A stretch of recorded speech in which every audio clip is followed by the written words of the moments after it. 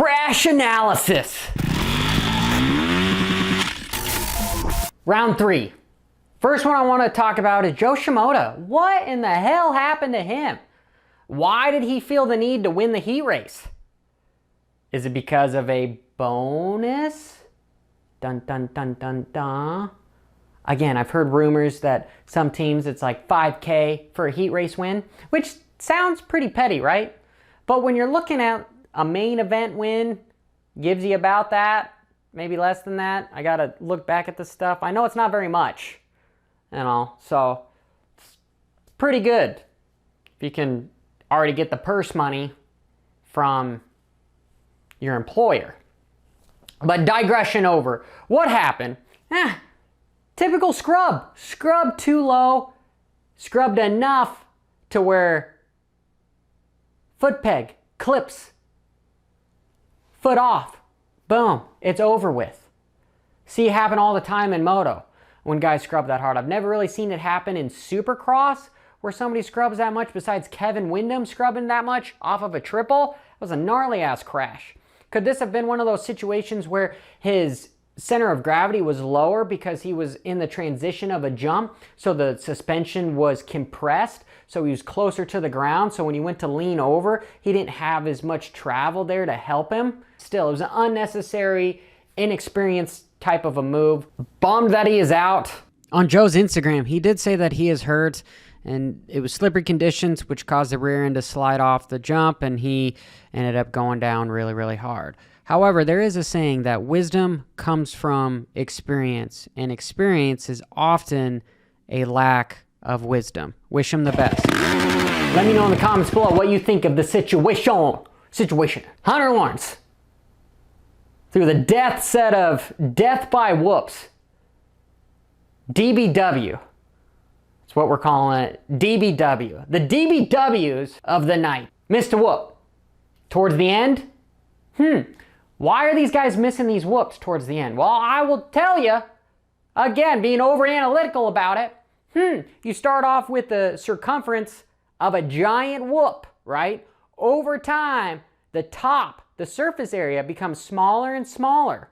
Well, if it's smaller for you to get both wheels on top of them, gives it more of a probability of one going over them, right? I will go one further. Towards the end of the whoops, most of the guys don't have as much of a mojo of power because A, they didn't enter them as strong, or B, they don't have as strong of a motor to keep them on top. So at the end, that's when you start seeing guys drop down. Well, when they drop down, where are they hitting the whoops? Right there in the middle. So right there in the middle, now you're getting a bigger hole, which is then making them sharper. And the way whoops are built, they are bigger towards the end. So now you have bigger and even sharper whoops. Very easy to miss one. And then once you miss one, when it's that pointy, kicks your ass up. Unless you're 9 feet tall, that seat is going to hit you in the ass and it's going to eject you. In addition, whenever these guys are going through these, there's roost, right? And so the roost falls onto the top, into the middle, into the backside of the whoops. And it's very slippery because it's just loose dirt on top, which makes them slide side to side, and ultimately why a bunch of them crashed in the 250 and 450 main events. It's all that happened there. Pure ejection. I guess we'll talk about Ferrandis' crash. Ferrandis' crash, Tomac's fault. You heard me, Tomac's fault. And of course, a little bit Ferrandis' fault, but I just want to put that in there that he just cut him off. Boom. Happened. Same thing Hunter did to Craig. Pure cutoff move. But that's racing. You want to race forward, not behind you. If there's a guy in front of you, that's where you need to check up and hit the brakes. So nobody's mad at them. Bum, bum, bum. Same thing that sort of happened last weekend with, Freeze and Craig. He then started hitting the brakes, but it was too late. Took them both out, not just one of them out. Would it have been Ferrandis' fault if he took Tomac out with him? And if he would have took Tomac out, would have took damn near the entire field out on that start. So where do I see the problem with that? I see the problem with that with these big rounded corners. Sometimes the 90, I know I said 180s are better, but how would you make this not happen? Well, you'd make for a very tight, very, very tight first corner, so that you have to slow down. You can't weasel your way around. If you're on the very outside or farther on the outside, you get a good jump, you can almost coast into that first turn with not having a whole lot of brakes because there's nobody in front of you and can drift. If it's a complete sharp 180, you can't do that because you're going to have to start braking hard mid-corner or right at the beginning. There's no pretty much accelerating all the way around.